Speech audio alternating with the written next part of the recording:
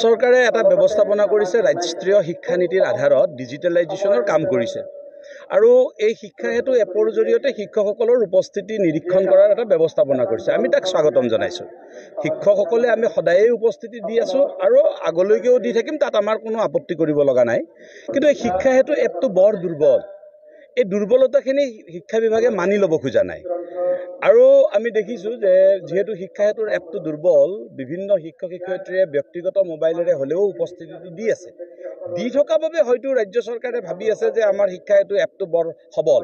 কিন্তু আমি এনেকুৱা নজিৰো আমি বিভাগক দিছোঁ, তথ্যসহ বিভাগৰ উচ্চ পৰ্যায়ৰ সঞ্চালক আৰু আমাৰ এলিমেণ্টাৰী ডাইৰেক্টৰক আমি এনেকুৱা তথ্য আমি দেখুৱাইছোঁ য'ত এগৰাকী ছাত্ৰৰ অনুপস্থিতিৰ কাৰণ মেটাৰনিটি লিভ হিচাপে আমি দেখিছোঁ, বা আজি আমি 8টা বজাত উপস্থিতি দিয়াৰ পিছত সেইদিনাখনৰ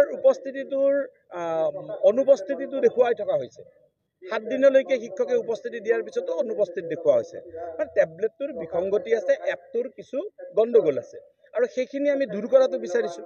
আৰু দূৰ কৰাৰ পিছত যেতিয়া আপোনাৰ প্ৰথম অৱস্থাত এণ্ট্ৰি টাইমটোৰ ক্ষেত্ৰত বিসংগতিখিনি দূৰ হ'ব, তাৰ লগে লগে আউট টাইমৰ কথাখিনিও ব্যৱস্থাখিনি কৰক, আমাৰ আপত্তি কৰিবলগীয়া নাই। কিন্তু এপটো দুৰ্বল, এই দুৰ্বল এপটোত জবৰদস্তি যদি আমাক কৈ থকা হয়, তেনেহ'লে শিক্ষকসকল মানসিকভাৱে ভাগি পৰিব আৰু মানসিকভাৱে ভাগি পৰিলে নিশ্চিতভাৱে ইয়াৰ সুফল নপৰে কেতিয়াও। ইয়াৰ কুফলটো ছাত্ৰ ছাত্ৰীৰ ওপৰত পৰিব। আনহাতে যিবোৰ চৰ চাপৰি অঞ্চলত শিক্ষকতা কাম কৰি আছে, যিসকলে 2খন-3খন নাও পাৰ হৈ বিদ্যালয়লৈকে গৈ আছে, এই শিক্ষকসকলৰ কাৰণে ৰিলেক্সেশ্যনৰ যিটো ব্যৱস্থাপনা, সেইটো চৰকাৰে একোৱে ঘোষণা কৰা নাই। এইটো ঘোষণা নকৰিলেতো নহ'ব। 3খন নাও পাৰ হৈ শিক্ষকজন গৈ পোৱা অৱস্থালৈকে তেওঁ 15 মিনিটত গৈ কিবা কাৰণত দেৰি হ'লে, 2 দিন দেৰি হ'লে তেওঁ চিএল কাটিব, অথচ নিজৰ জীৱনৰ নিৰাপত্তা নোহোৱাকৈ তেওঁলোকে সেৱা আগবঢ়াব। এই কথাটোতো নহ'ব।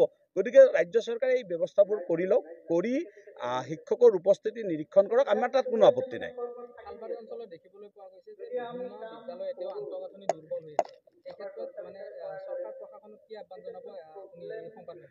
চাওক, আজি শিক্ষা অধিকাৰ আইন 2009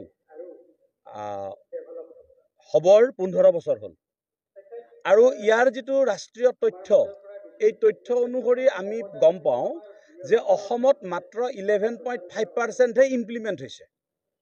ৰাষ্ট্ৰীয় যিটো RTE এক্টে কৈ থৈ দিছে যে RTE এক্ট মতে প্ৰতিখন বিদ্যালয়ৰ আন্তঃগাঁথনি সুন্দৰ হ'ব লাগিব, প্ৰতিখন বিদ্যালয়ত আপোনাৰ পৰ্যাপ্ত পৰিমাণে শিক্ষক থাকিব লাগিব, ইত্যাদি ইত্যাদি কথাবোৰত RTE এক্টৰ যিটো ইমপ্লিমেণ্টেশ্যনৰ হাৰ, সেইটো অসমত হ'ল 11.5।